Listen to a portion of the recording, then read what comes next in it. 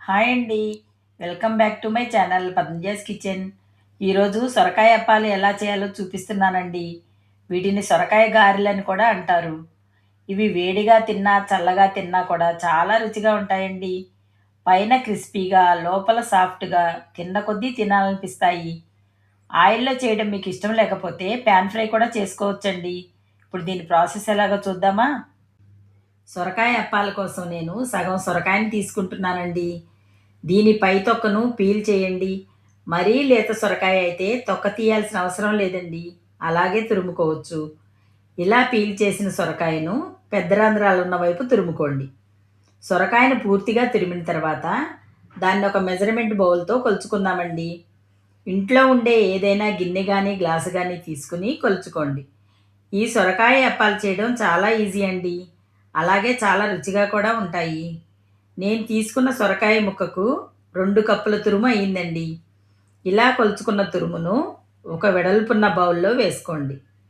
అలాగే 2 గంటల ముందు నానబెట్టుకున్న పచ్చెనపప్పు, పెసరపప్పును కూడా వాటర్ తీసేసి పక్కన పెట్టుకోండి.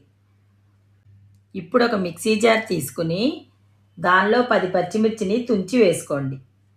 పచ్చిమిర్చితో పాటు హాఫ్ స్పూన్ సాల్ట్ వేసుకుని కచ్చా పచ్చా గ్రైండ్ చేయండి. ఇలా గ్రైండ్ చేసిన పచ్చిమిర్చి పేస్టును కొలిచి పెట్టుకున్న తురుములో వేయండి.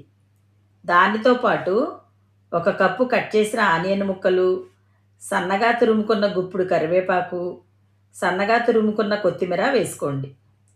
ఇప్పుడు నానబెట్టిన పచ్చెనపప్పు, పెసరపప్పు కూడా వేసుకోండి. తర్వాత దానిలో 1 స్పూన్ జీలకర్ర, 2 గుంటగట్టెలు నువ్వులు వేసుకోండి. ఇప్పుడు దీనిలో 1 స్పూన్ సాల్ట్ వేసుకుంటున్నానండి. పచ్చిమిర్చితో పాటు హాఫ్ స్పూన్ సాల్ట్ వేశాను కాబట్టి ఇప్పుడు 1 స్పూన్ వేసుకుంటే సరిపోతుంది. ఇవన్నీ బాగా కలిసేటట్టు పూర్తిగా కలపండి. ఇప్పుడు సొరకాయ తురుమును మనం ఏ కప్పుతో కొలుచుకున్నామో అదే కప్పుతో బియ్యం పిండిని తీసుకోవాలి. 1 కప్పు సొరకాయ తురుముకు 1 కప్పు బియ్యం పిండి చొప్పున కొలిచి తీసుకోండి. నేను 2 కప్పుల సొరకాయ తురుము తీసుకున్నాను కాబట్టి 2 కప్పుల బియ్యం పిండిని తీసుకుంటున్నానండి. ఇలా కొలుచుకున్న బియ్యం పిండిని బౌల్లోని మిశ్రమంలో వేసుకుని అంతా కలపండి.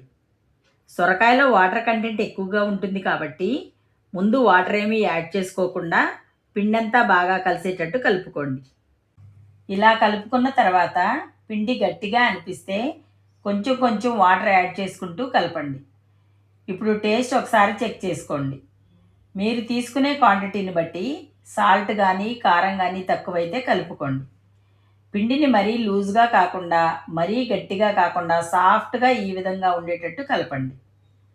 ఇప్పుడు కొంచెం పిండి ముద్దను తీసుకుని రౌండ్గా ఉండలా చేసుకుని ఒక ప్లేట్లో పెట్టుకోండి.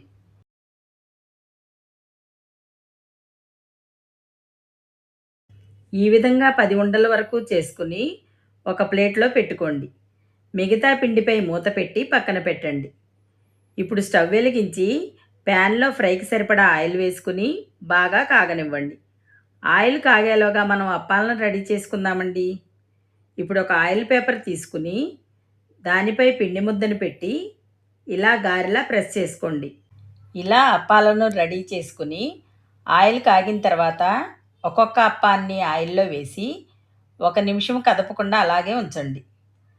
తర్వాత పైన పచ్చిదనం పోయే వరకు కాల్చి వెనుకకు తిప్పి కాలనివ్వండి. ఇలా 2 వైపులా తిప్పుతూ ఈ విధంగా కాల్చుకోండి. చూడండి ఎంత బాగున్నాయో. సొరకాయ అప్పాలు చాలా రుచిగా ఉంటాయండి. ఇదే విధంగా మనం చేసుకున్న అప్పాలన్నింటినీ కాల్చుకోండి. అంతేనండి, వేడివేడిగా సొరకాయ అప్పాలు రెడీ అయ్యాయండి. ఒక్కసారి రుచి చూశారంటే వదిలిపెట్టరు, అంత రుచిగా ఉంటాయి. ఇవి బ్రేక్ఫాస్ట్లో కానీ లేదా ఈవినింగ్ స్నాక్గా కూడా తినొచ్చండి. ఇంతవరకు సొరకాయ గారెలు ట్రై చేయనట్లయితే తప్పకుండా ట్రై చేయండి. మీకు ఎలా వచ్చిందో తప్పకుండా కామెంట్ చేయండి. మా వీడియో మీకు నచ్చినట్లయితే లైక్ చేయండి, షేర్ చేయండి, సబ్స్క్రైబ్ చేయండి. Thanks for watching.